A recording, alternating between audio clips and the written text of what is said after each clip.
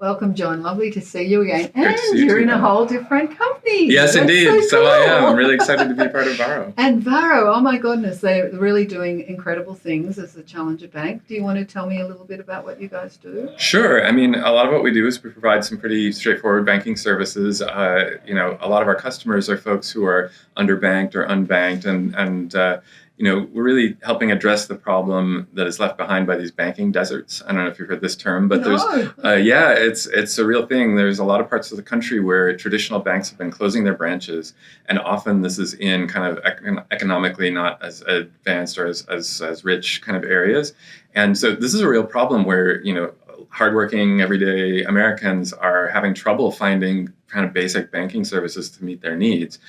So it's not just in Africa, it's here No, too. it's here too. Yeah, it's Shocking. really interesting, and that's a terrible problem. But Great happy to be. opportunity. Yeah, it's a great opportunity. Happy to be part of that solution. And I Yeah. think one thing that's great about being part of Varo is even internally, the employees are really motivated by this mission of kind of helping our customers, and Yeah. we have a lot of initiatives around that internally. So that's really exciting. So I think a lot of the basic products we offer are pretty standard banking products, but we Okay. try to do it in a way that really meets the needs of these customers. So we announced a no-fee overdraft where people can overdraft up to $50 without having any fees. Wow. The average fee that I think across the country that banks charge is something like $35 for going for overdraft.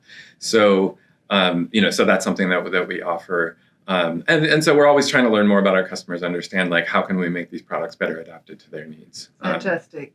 So really great. Fantastic that you're doing this. And where do you think it's all going as regards the challenger banks? How is it going to change the face of how Yeah. we bank? I mean, it's a great question.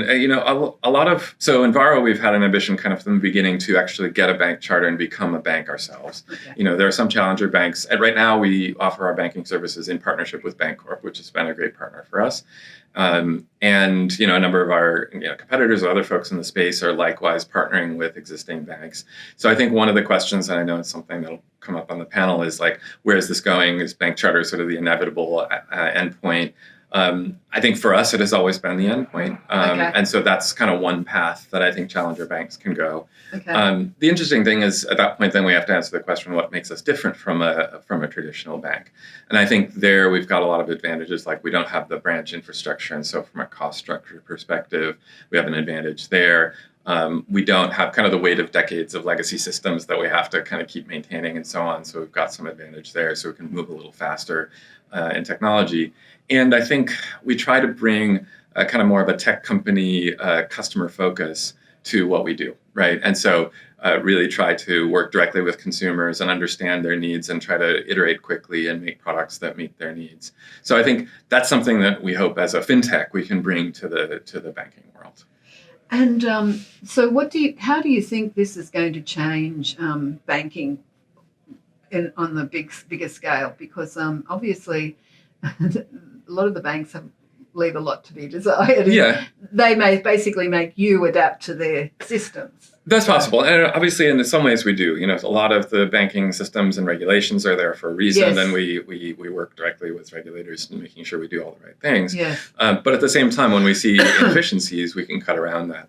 A lot Okay. of banks do things the way they do because they have a lot of heavy infrastructure that they need to support. And so the fees they charge, they do it so that they can keep their business running. Okay. If we don't have those same costs, then we don't have to adopt those practices, and then we'll be able to take some of those savings and share that with our customers in the form of not charging them fees or what have you. Sorry. Yeah. So that's, I think, a thing that we don't have to adopt from the traditional banking world. Got it. So you have a freedom there. Yeah, exactly. Yeah. Obviously the banks get some benefit of proximity to the customer if they have a branch. But again, we're finding there's a huge swath of Americans who aren't well served just because of these banking deserts that have popped up. Right. And so, if we're able to serve them, then I think that's a real advantage we can bring to them that they're not getting from the traditional banks. Yeah. So I think in some ways that makes us complementary to banks.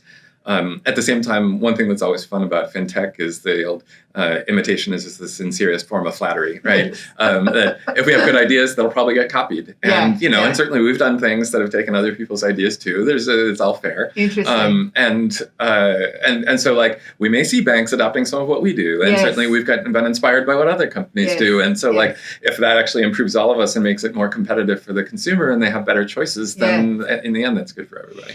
And I know I was just talking to Alex, and he's invested in Chime as well. And but he said that you guys are getting huge sign-up rates. Is that right? Yeah, so we've been doing really well. I know our CEO Colin mentioned publicly that we had recently hit like 1 million customers signing up. Yeah. So yeah, it's really exciting, and we are starting to see that hockey stick, which is exciting and scary all at once.